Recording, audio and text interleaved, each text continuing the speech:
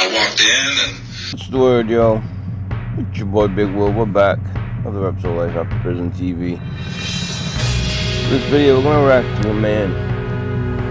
He apparently killed his wife and a couple of friends of hers. I guess they were staying with him, and he had enough.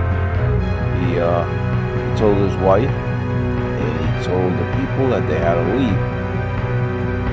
And I guess his wife, taking their sides. I don't know if they had a volatile relationship or what was going on. Maybe she was tired of him just being in charge, but this man felt that's his house. He's worked to build it, and it's his house. He's the man. Things gonna go as he says. But when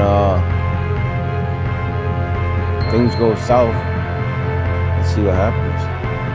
I walked in and I said, Ron and Linda, you need to leave.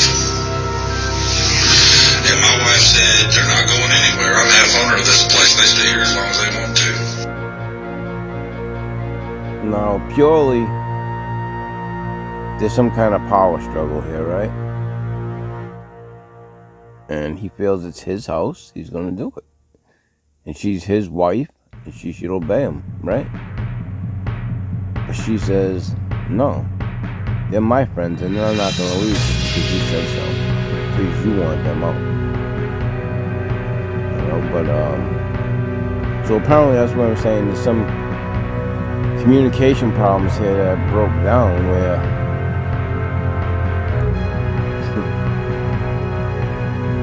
he is the man of the house. So I went outside, I got my gun, and I walked back in, I shot them all in the head, and I shot them all in the head again to make sure they were down. Okay, so where was Ron at when you shot him? Sitting in my chair at the table. Sitting in your chair? Sitting in his chair. You know, he probably walked in, saw them all sitting around the table, saw him sitting in his chair, which probably sent him into a rage inside, and he told him, you gotta go. I don't want you here anymore. I don't want you in my house. You gotta go. Apparently the wife goes against him, so he goes out, and you see how calm and cool and collected he is. He's an old school type of guy.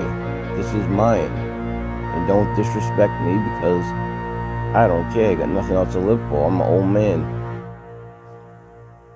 And you know, when I told them they needed to leave, you know, they didn't make a move to get up. They looked at her and decided they were staying. They just ignored you. And that's when I decided, all right then, because, you know, I warned her earlier in the week, and I told her I was very unhappy about this, and I said, you know, you're going to make me go off. And if you do, this is on you. Yeah. See, so apparently they had discussions, him and the wife, early in the week, when he told her, I'm tired, I want them out. And if they don't leave, I'm gonna react, and it's gonna be bad, you know? And she must have told them, he wants you out, and he's not happy, but screw him, and these are my guests, and don't worry about it, everything will be fine, just don't worry about it, because he probably doesn't hate his wife, and he probably, you know, probably just a big man, and, you know, was intimidated, you know what I mean? So he probably, they probably listened to him and did what he said, you know, but he told him, everybody, listen, I want you out, and they just didn't pay any attention. Like, nope, she told us we can stay, and who are you to say get out, and this is half hers, and we're gonna listen to her. And this is what she got for it. She made me go off, and now there's 3 fucking dead people. It was over and under a minute. You know, I didn't start off with a handgun. That's where it ended up. Yeah. Who was the first one of the 3 that you shot? Ron. You shot Ron. He was in your chair. Did he see you coming, or? Yeah. What did He started, first he looked at her, and he started turning his head to me, and by then I got him. And Linda was all fucking surprised that I just shot Ron, and I shot her in the fucking head. And then I turned and I shot her in the head. Yeah. I warned him. I fucking told him. I guess she decided to call my bluff, so here we are. See, and that's the thing. He probably, like I said, he probably never went this route before, right? He was probably never this extreme. But she must have known, being his wife, that he had a gun and that he was capable of, when people have guns, they usually don't have them for no reason.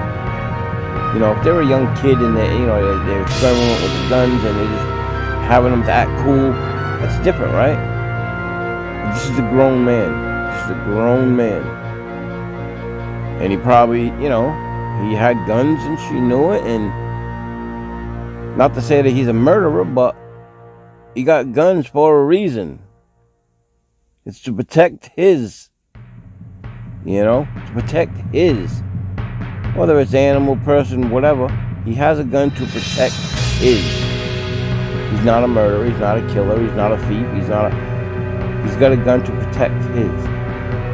And because he's never had to use it, she don't think he ever would. Well, look what happened today.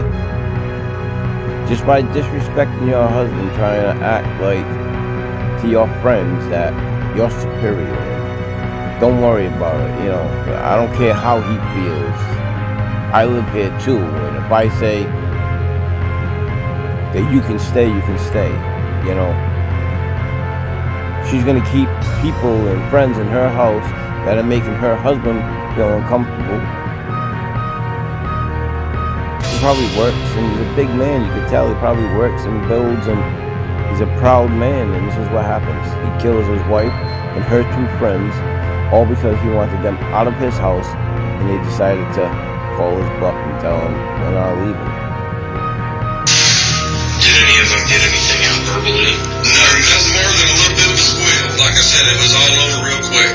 So they didn't have time to even say anything? I shot them all three in the head, and then I shot him in the head again because I thought I seen him twitch, and I heard her gurgle, I heard Linda gurgle a little bit, so I went and put another one into her, and then I come back around to where Tanya was sitting, and I shot her again in the head to make sure she was done. It wouldn't be a good idea for you guys to put me with anybody, because now that I've murdered 3 people, I ain't got nothing holding me back. Don't put me with someone. It's probably not going to be a good idea if you do.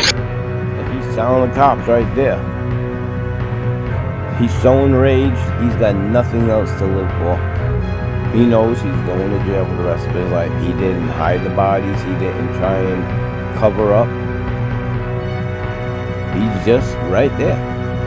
You disrespected me, and this is what you got now. Is he a sociopath? He could be. But he's telling the cops, don't put another person in these cells. If someone's gonna say something to me and someone's gonna get shitty or they're gonna disrespect me in a way that I got nothing else to lose, and I'm gonna break someone's neck, I'm gonna kill him. I got nothing else to lose. Don't put nobody with me in the cell. When I go to jail, I want to be in the cell by myself. He's a big man, and he thinks he's telling him, I will wrap these hands around someone's neck and do what I gotta do. He's very blunt and honest. You can tell he's not hiding nothing. He's not proud of what he did. Like he said, I didn't go in there with a gun and just try acting irrational. I told them all, this is what I want, you out of my house, and nobody listened. So I had to go out and get my gun and show, well, this is how it happens when you disrespect me in my own house. So I'm going to jail for the rest of my life. I don't want somebody in my cell that's going to disrespect me. Well, naturally, when he gets to jail, they're going to tell him you don't dictate things, right? That's not how this works.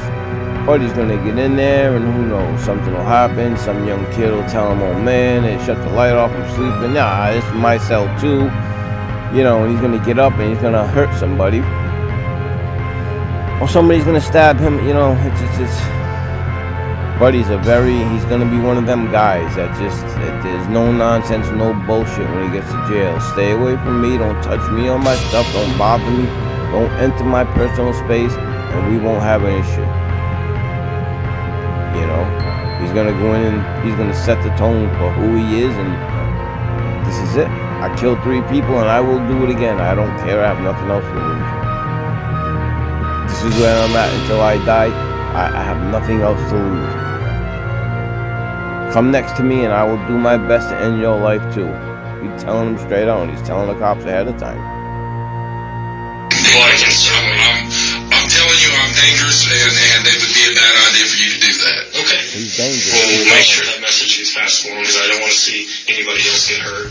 Or I mean, like I say, I just killed 3 people, so another one ain't gonna fucking make a difference to me. So let me know what you all think. This one I just found shocking, but you know, there's a level of respect to the man.